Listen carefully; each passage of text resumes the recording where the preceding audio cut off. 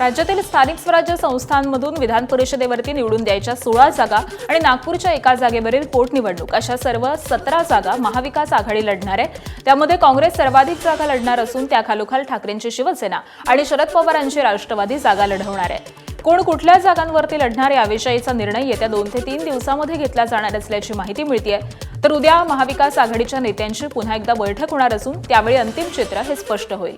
दरम्यान महायुतीतल्या नाराजीचा फायदा उठवण्याचा महाविकास आघाडीचा प्रयत्न आहे, त्यामुळे महाविकास आघाडीकडून सर्व जागा लढवण्याचा निर्णय घेण्यात आला आहे।